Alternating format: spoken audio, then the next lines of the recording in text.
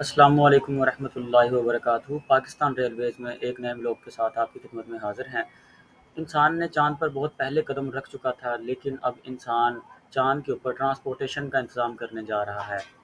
ایک خبر کے ساتھ آپ کی خدمت میں حاضر ہیں کہ امریکی خلائی ایجنسی ناسا نے ایک ریلوے نظام کے بارے میں تفصیلات شیئر کی ہیں جو وہ چاند کی سطح پر تعمیر کرنے کا ارادہ رکھتی ہے۔ کیلیفورنیا کے پاساڈینا میں ناسا کی جیٹ پروپلشن لیبارٹری کے روبوٹکس ماہر ایتھن شیلر نے کہا ہے کہ ہم پہلا قمری ریلوے نظام بنانا چاہتے ہیں جو چاند پر قابل اعتماد، خود مختار اور مؤثر پے لوڈ ٹرانسپورٹ فراہم کرے گا۔ انہوں نے مزید کہا کہ ایک پائیدار طویل زندگی والا روبوٹک ٹرانسپورٹ سسٹم 2030 کی دہائی میں ایک پائیدار قمری اڈے کے روزمرہ آپریشنز کے لیے اہم ہوگا اور ایک نئے آپشن کے طور پر سامنے آئے گا۔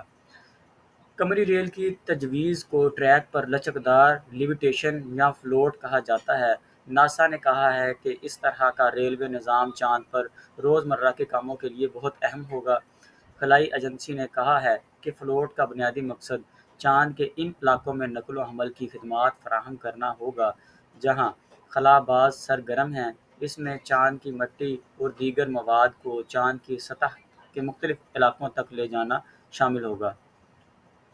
ڈاکٹر شیلر کے مطابق ہر روبوٹ مختلف سائز اور شکلوں کا سامان لے جانے کے دوران تقریباً 1 میل فی گھنٹہ کی رفتار سے حرکت کر سکے گا۔ خاص طور پر گزشتہ ماہ ناسا نے چاند کی تلاش کے لیے بنائے گئے گاڑیوں کے نئے ماڈلز تیار کرنے اور جانچنے کے لیے نئی کوششوں کا بھی اعلان کیا ہے۔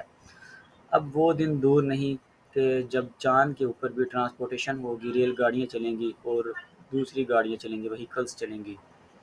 پاکستان ریلویز میں اب تک کے لیے اتنا ہی۔